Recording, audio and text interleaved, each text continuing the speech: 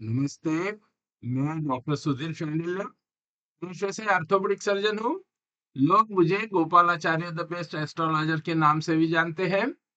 2019 से करीब 3000 से भी ज्यादा लोगों को वैदिक ज्योतिष के माध्यम से उनके जीवन के प्रत्येक क्षेत्र की समस्याओं का यथोचित ज्योतिषीय समाधान दे चुका हूँ। आज हम चर्चा करेंगे ज्योतिष व्यवसाय में सात्विकता तथा आध्यात्मिकता का क्या महत्व है। जब भी आप ज्योतिषी बनते हैं, ज्योतिष विद्या की ओर अग्रसर होते हैं, तब आपका अष्टम भाव जागृत होता है, जो कि त्रिक भावों में से एक है। 6, 8, 12 इन भावों को त्रिक भाव कहा जाता है। उसमें से अष्टम भाव को कुंडली का सबसे अशुभ भाव कहा जाता है। क्यों? क्योंकि अष्टम भाव अनिश्चितता का भाव है।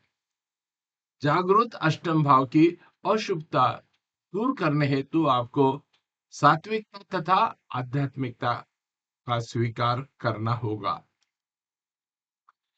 काल पुरुष की कुंडली में अष्टम भाव में वृश्चिक राशि पड़ती है और इसलिए वृश्चिक राशि को गूढ़ता एवं रहस्य से जोड़ा गया है। इसीलिए ज्योतिष के अध्ययन की सखोलता वृश्चिक राशि से जुड़ी होती है।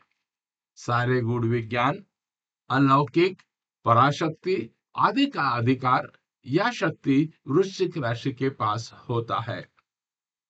अब मैं यहाँ यह नहीं कह रहा कि जिस जातक का लग्न या राशि वृश्चिक है उसे ज्योतिष आ ही जाएगी। मैं केवल इतना बताना चाह रहा हूं कि वृश्चिक राशि वह राशि है जिसका इन सभी रहस्यमय गूढ़ पराशक्तियों के साथ गहरा संबंध होता है।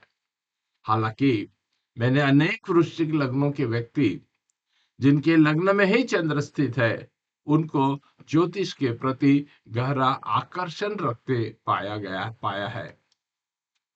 यदि आप आध्यात्मिकता को ज्योतिष विद्या से अलग रखते हैं, तो यह आपकी बड़ी भूल होगी।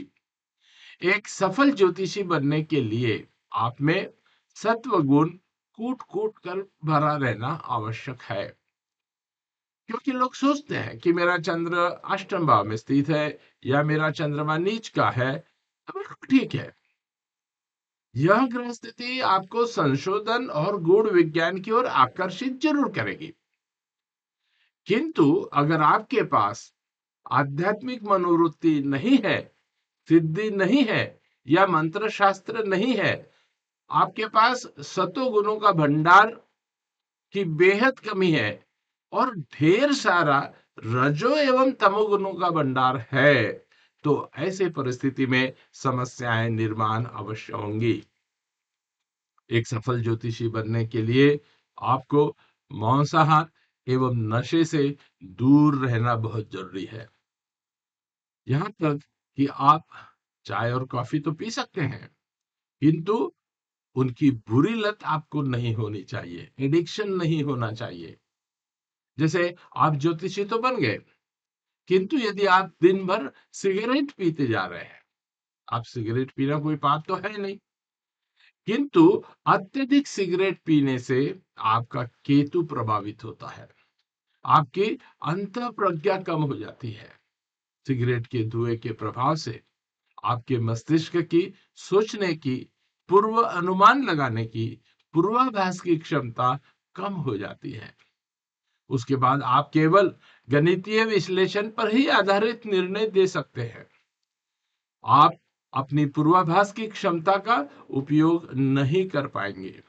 किसी भी प्रकार का नशा आपका गणितीय गणना खराब नहीं करता। एक सफल ज्योतिषी बनने के लिए ज्योतिषी के पास एक जरूरी गुण चाहिए। कौन सा?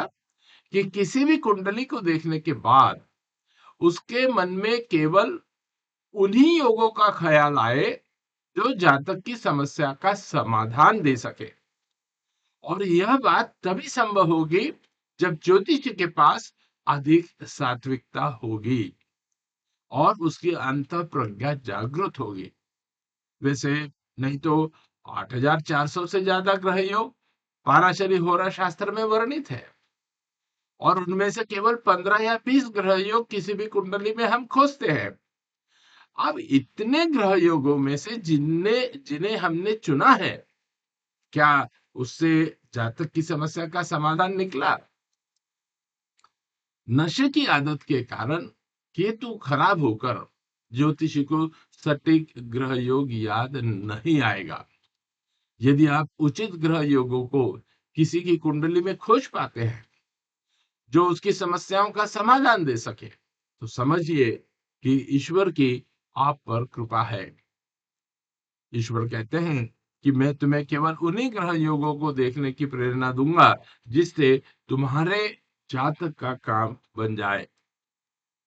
आप जैसे दवाई की दुकान में हजारों प्रकार की दवाइयां हो सकती है, लेकिन एक विशिष्ट समय पर आपकी स्वास्थ्य समस्या के समाधान हेतु आपको उनमें से केवल सिर्फ 2 या 3 औषधि ही चाहिए। अब वह दो दवाइयां किसी ने आपको सही सही बता दी तो आप बच गए। यदि आपको कोई बीमारी हो जाए और कोई आपको सारी दवाइयों को दिखाए और कहे ये सारी दवाइयां हैं, इनमें से चुन लो, तो समस्या का हल निकलेगा क्या? यही बात डॉक्टरों पर भी लागू होती है। इतने सारे लोग डॉक्टर बनते हैं, किंतु कुछ गिने चुने लोगों के हाथों में सफलता लगती है। तब हम उनके पास मरीजों की भीड़ देखते हैं। यह हाथ में गुण तब आता है जब आपके पास सात्विकता है। आज हमने देखा कि ज्योतिष के व्यवसाय के साथ जुड़ी नकारात्मक बातें क्या है। क्यों हमें सफल ज्योतिषी बनाने के लिए सात्विकता तथा आध्यात्मिकता की जरूरत होती है? हम अपने अगले वीडियो में चर्चा करेंगे कि कैसे हम हमारी इस ऊर्जा को बढ़ाकर जागृत अष्टम भाव के अशुभ परिणामों से बच सकते हैं। यदि आप भी अपनी कुंडली का सशुल्क विश्लेषण करवाना चाहते हैं तो तुरंत संपर्क करें, व्हाट्सएप करें 7852013375 इस मोबाइल नंबर पर। 7852013375 इस मोबाइल नंबर पर। कृपया केवल मैसेज करें, कॉल ना करें। धन्यवाद। यदि आप चाहते हैं कि हमारे हर वीडियो की जानकारी आप तक सर्वप्रथम पहुंचे, तो हमें लाइक, शेयर तथा सब्सक्राइब अभी तुरंत करें। मिलते हैं अगले वीडियो में। तब तक आप सभी स्वस्थ रहे, मस्त रहे और सीखते रहे। जय श्री राम।